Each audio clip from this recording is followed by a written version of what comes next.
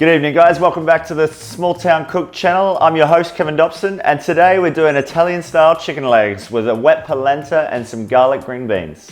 This is a super simple recipe but one that you need a glass of red wine with and some good tunes and get into it. Let's get going.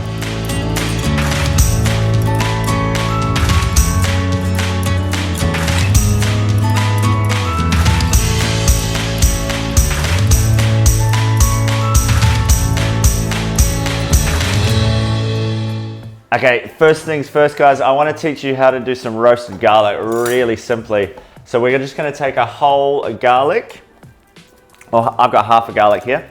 We're going to take some tin foil, just get a nice wee square of that ripped off. And now I use some baking paper. You can just use straight tin foil, but the baking paper kind of keeps the steam in if you would. And we're just going to chuck that straight onto the paper. I'm going to put a sprig of thyme in there for a bit of flavor. You could put some lemon, some salt. Let's put a bit of pepper. This is just making like a little flavor pouch to kind of roll through our wet polenta once it's all ready and we're about to dish up. So just a tiny little bit of olive oil over that. And this bad boy here, just kind of get those together. Pull this in, make a little pouch, fold this bad boy over, roll them up, and then I just kind of make like a pocket. So that pocket can then in turn steam up all the water and the juices released out of the garlic, and that steam will then in turn help it to cook. If I just scrunch it all up together, there's no real, I don't create that pocket of hot air where it can kind of cook the garlic at the same time. So just you can put that on the tray or put that straight onto the oven rack. Beautiful. All right, and we're gonna start searing our chicken breast. Now, the left-hand side of my stove is completely buggered out. So I'm gonna have to use the right side. It's a little bit slower, but we're gonna get through this one, okay? Now, chicken thighs. Now, as you saw, I just put some baking paper on the bench. Now, that's kind of just a trick-free. I'm not doing too much work with the chicken. I'm just going to score it, and that kind of saves me washing the chopping board. Just a wee tip up there. So I'm going to score this chicken lengthwise, just across that bone.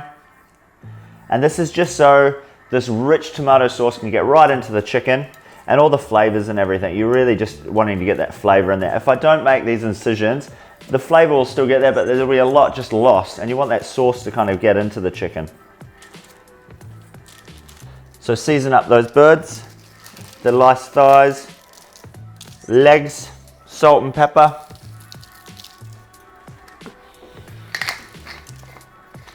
Good glug of olive oil into the pan. And you want that whisper of smoke in there. And just remember to lay the thighs and legs just away from you.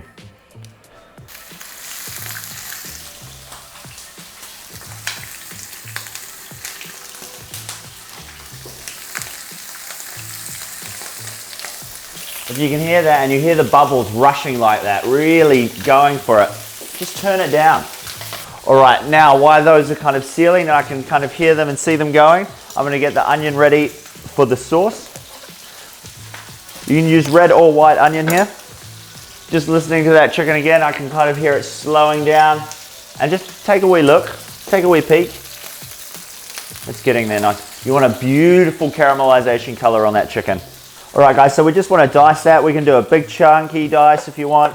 I'm putting olives and roasted red peppers in here and some capers. So try to keep it all around the same sort of size, you know?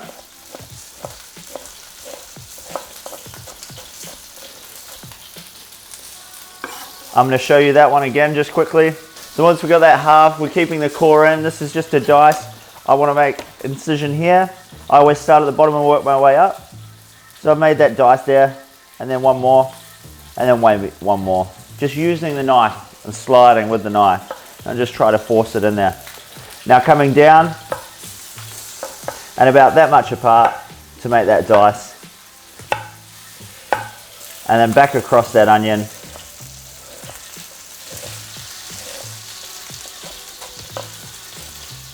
That chicken is starting to smell really good. We'll just have a little look. It's getting there, it sure is. Just for flavor, I'm gonna chuck a little bit of thyme in there. I've got it sitting here, so why not? And this is what we're starting to do in this pan, because we're gonna cook all the way through with the onions and the sauce. We're already getting that flavor going. With the chicken fat, I'm gonna go straight in with the onions, keep that fat in there, saute off, and then we've got our enhancers. And when I say enhancers, I've got these little bursts of capers, saltiness, the olives, these roasted sweet red peppers are gonna be gorgeous in this sauce. And then we're just gonna top it all up with a can of tomatoes. Maybe a little bit of water to wipe it down. You can add some of your red wine to the sauce if you really want to. I like drinking it on the other side, but you do what you want to do, okay? This is just all basis for creating the sauce. Got a little oregano in there, and we're just gonna start making this flavor tower as I talk about. As we can hear these chicken kind of slowing down and those bubbles becoming more constant and little, I kind of know that that chicken's ready to go, ready to be turned.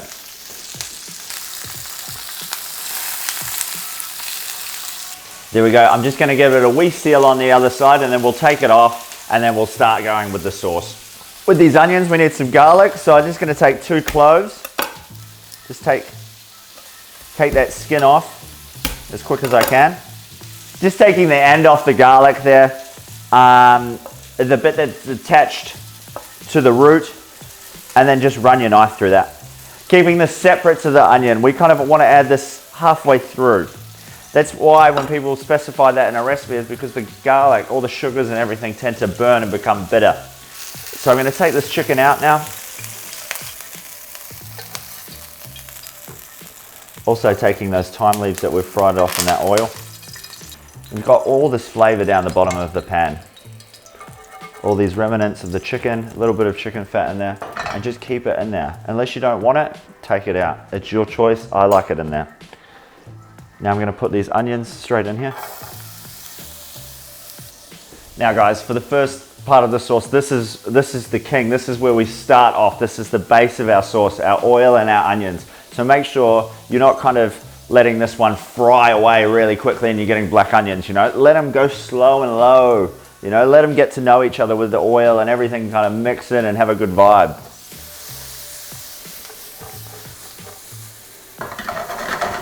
Now while that's sauteing off, I want to get our liquids ready for our polenta. Yes, we're using polenta on this one. Polenta corn grain. It's super cheap and it's super easy to make, and it can be flavored with anything you want. Cheese, butter is normally what I do because it's delicious. But you can put, you know, spinach puree, beet puree, color it up, put chilies through it. You can put, the Americans do shrimp and grits, which is lovely. Yeah, it's just really versatile, and everyone's just afraid of it a little bit. So just get some, put it in your pantry and start cooking with it, please. So 1 cup of chicken stock and 1 cup of milk. So it's about 500 mils of liquid. You can do more chicken stock and a little bit less liquid. You can do all chicken stock. Yeah, you can do whatever you want. This is the ratio for the polenta that we're using. So 2 cups of liquid to 1/4 cup of polenta. In these mixes now, if I wanted to infuse this water with some dried herbs like thyme, I'd put that in now. You could also put some cloves of garlic in there. You could put some peppercorns, which I might do.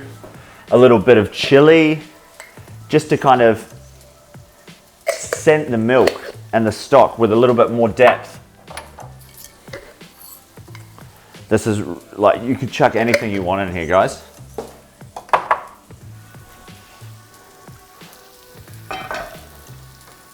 And if you are infusing that milk with something, just slow and low, just let it kind of come up to temperature. You know, your chicken's going to take 20 minutes to cook. So the infusion that you can do with your milk base, it's only going to take about 6 minutes to cook the polenta once we chuck it in there. So you can let that infuse for a good 10-15 minutes. So just bring it up nice and slowly. That's where the best infusions kind of happen, from that slow temperature going just below a simmer, you know, where you start to see that kind of just steam come off the milk. Right, our onions are slowly getting there now. We're going to chuck in some garlic. Now this is an Italian sauce, and with Italian sauces, especially these red sauces, I like to use quite a bit of olive oil. It kind of adds a lot. So I'll probably put another 1/4 cup of olive oil in there. When you kind of look at the pan and you can see the onions bubbling with the garlic, and then we're going to chuck now in some oregano, and we get out all of our kind of spices in there. It looks like one big party in there. Everyone's kind of having a good time, you know, and that's what you want to happen in these pans. You know, for these sauces, you know, you see everything popping away, you can hear it, you know. So what we're going to do is I'm going to add, I don't know why they make these skinny bloody jars for. How are you supposed to get anything out of there? Keep the brine in the jar. Don't try to be tempted to tip the brine off. If you get rid of the brine and you dry out the capers, they're going to go off on you a lot quicker. Then that is going to last for a year up into the fridge. But if I take that brine off, they're just going to dry out and become flavorless almost. So probably a tablespoon of capers. I'm going to go with, I really like olives, so does my daughter. So maybe 15 olives, 16 olives, maybe half a cup. And roasted red peppers, I'm going to take a couple of these right out onto my board. These are piquillo peppers, which are just baby peppers, really sweet and lovely. I'm just going to take about 5 of those out. Again, keeping that brine under those peppers, you know, keep them in that. And with this, just run your knife through it. Don't be too hasty about it. I can smell those onions and garlic. I can hear them. Really work on that listening skill to the pan rather than just looking. So many more senses we use as cooking. And trust me guys, if you guys just focus on this dish like we're doing now for the next 10-15 minutes, just really focus on getting the chicken in the oven, making a beautiful sauce, it's really going to make a world of difference. So no distractions, kind of put the phone away, just turn on some music, have a bit of you time, you know.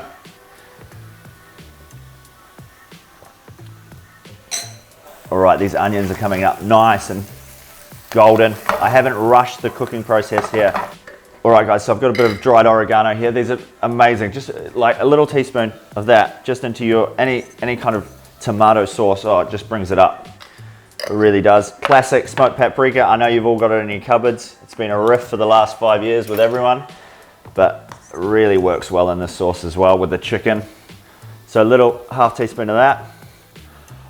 In turn, I could go in there with some fennel seeds, cumin seeds if I wanted, all of the rest of it, but I'm just going to keep this nice and simple. Let the onions, the olives kind of all talk their talk, you know. It's really important with that oil in there that we let it kind of toast out, and instantly you can smell the paprika. And just let that bubble away, and slow and low guys, just let that bubble away and get to know each other. It just came into the pan, the onions don't even know it yet, so just let them introduce themselves together. We've got all these fresh things. These have been brinded and cured and, you know, roasted, and already they've got so much flavor in here. So these guys don't need much introduction into the sauce. They can kind of come in here and then we can go straight in with the tomatoes and everything. Have a little tidy up guys. You know, let that pan just kind of do its thing, you know. You got an eye on it, you got an eye on it. Just get all your jars away, spices away, clear down what you don't need. All right guys, now about 1.5 minutes that you're going to be toasting that spice off for, depending on how hot your pan is, okay? We're going to go straight in with our olives, red peppers, capers, and as you can hear, it's cooling the pan down, okay? So all of that cooking is going to kind of seize up and stop. We're just going to mix that around. Oh, guys, you just smell this. Lovely. We're just going to stick some tomatoes in. So, just put that over there. And then have a look at the sauce. You know, this one's going to go in the oven for 20 minutes. So if you think it's too thick, just add a little bit of water. You think it's too thin, just let it sit on the stovetop and reduce. That sauce looks beautiful. Just season this up with a little bit of salt and pepper. Not too much salt, as you've got the capers and olives, you know, they're all salty numbers. A little bit of pepper in here. The sweetness from the peppers will just, you don't need to put any more sweetness in here. You could put a dash of vinegar just to bring back some acidity, but we'll do that after, once we know what the flavor's like once it comes out. So here I've got a small bakeware dish. I'm just going to put my chicken straight into this. Nice and snuggly. Just gonna get that sauce that we've made, beautiful sauce, and just pour it all over that chicken. And just covering the chicken. Oh, this is gonna be good, guys. All right, so we need to get that wrapped up and straight into the oven. As you can see, this milk's just coming to the steam now. That's perfect. I can turn that down and just let that be. Now wrapping this bad boy up. Baking paper. So just let that sit on top almost like a loose lid.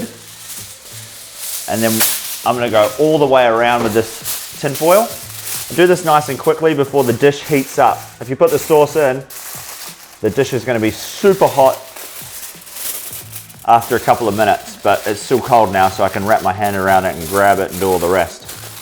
So just making sure when you do this, this is nice and tightly wrapped in. Sealing it in, getting that steam to stay in there and cook the chicken.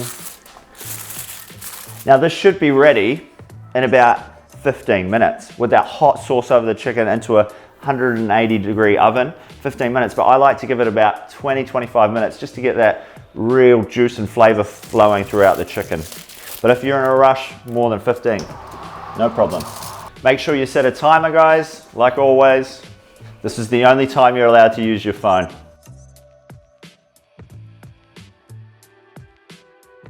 This recipe is for about 2 or 3 people, so we're just going to do a few green beans. You could do any kind of greens here, broccolini, bok choy, some Brussels sprouts, anything like that. I really like green beans with this one, plus I love green beans. So I'm just going to prep these up, top and just tail, just straight off. You can tell the top from the tail. That the top is this beautiful, the tail is this brown bit, and just take that off with a paring knife, one to one side.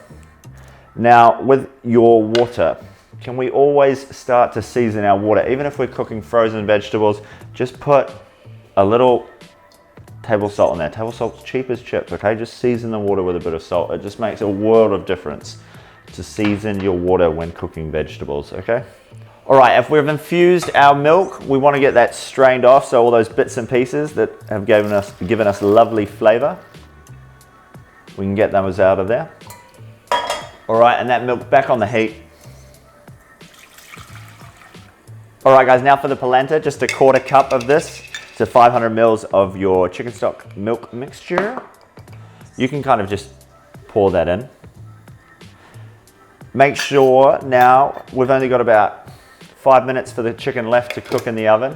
So I'm just starting the polenta now. I want that chicken to come out and kind of rest on the bench for a little bit before we kind of serve it up. No one likes steaming hot chicken. Just chucking a whisk into your polenta mix as it will start to thicken just like porridge would. Nice and low with that, you know, you don't need it bubbling and boiling away, just kind of get it ready to thicken up. All right, so we're gonna put butter and cheese into our polenta mix. I'm using Reggiano Parmesan cheese. Don't use Tasty or something like that. It will get really almost stringy like. Just taking that chicken out of the oven now, straight onto our wooden mat. You can poke a couple of holes in this again, just to release some steam. Polenta's slowly thickening up now. Now green beans, blanching wise, it depends on how much you want them crunchy and how kind of soft you want them, so you preference. Normally I cook my green beans in salted boiling water for about 2 to 3 minutes. At the same time we take our chicken out, we want to get that garlic pouch out. Now be careful with this bad boy because there's going to be a lot of steam in there, okay? And Jesus, it smells good. Such a waft of roasted garlic coming off here and just out on the board. Nice little bit of dried thyme here, fried thyme in the oil. We can just garnish the polenta with that. Keeping an eye on your polenta. If it starts bringing up to the boil, it will start thickening up instantly. Now just let that go for a couple more minutes, making sure you're giving it a good whisk and it's not sticking to the bottom of the pan. This stuff can stick exactly like porridge. So just turn it down if you're worried about it and let it kind of do its thing. All right, in with our green beans now. We're about 2 or 3 minutes away from serving. Remove this tin foil off the chicken. Beautiful. You can just serve that chicken just like that in the sauce. I can hear that polenta going for it, which I'm about to get to. garnish up the chicken here nicely. Garnish makes the world of difference for people. You eat with your eyes, guys. It's all a very visual thing. As that polenta is starting to thicken up, we want it kind of, I like it a little bit wet. I don't want it so clumpy and kind of dry. You want a nice smooth amount. And when you add the cheese and the butter, again, it's going to kind of melt out a little bit. So don't be too scared if it gets too thick. Just add a little bit of water or a little bit more milk or whatever you need to. We're going to add some salt into that now, season it up. A little bit of black pepper. Again, we're going to take that off onto our pot now. It's at the desired consistency. I like it. We're just going to go in with some cheese now. Now you can add some lemon zest to this if you want as well, just to freshen it up and kind of take the fatness out of the dish. I'm going to use about half a cup of parmesan. Just grating that in there. I can use some more for the top of the polenta. Good knob of butter in this, okay? And that will just melt down. Oh yes. Green beans, 1 minute away, no problem, chef. Make sure you got your strainer all set up, ready to go. Now I'm just gonna use this big serving bowl here. I'm gonna put some green beans in there with the wet polenta. I like kind of serving this like this. Again, it saves on dishes. So just using that spatula again, just pour that into your bowl.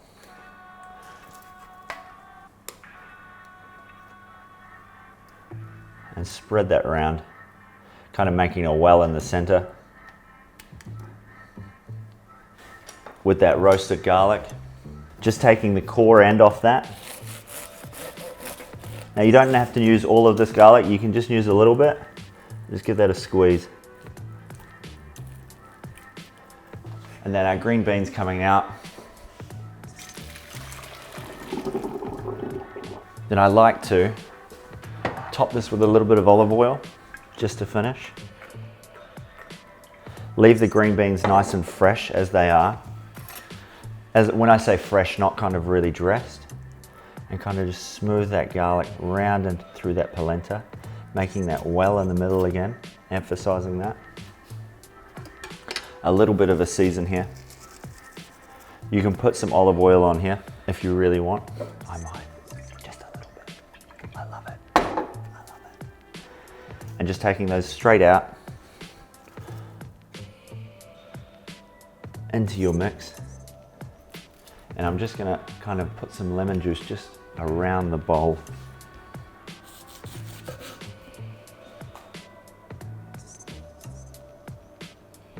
Lovely, guys. Red, green, yellow, it all screams Italian to me. Please enjoy this winter classic with a nice glass of red and just be easy with it, you know, focus just for 20 minutes and you can have a gorgeous meal just like this. Enjoy.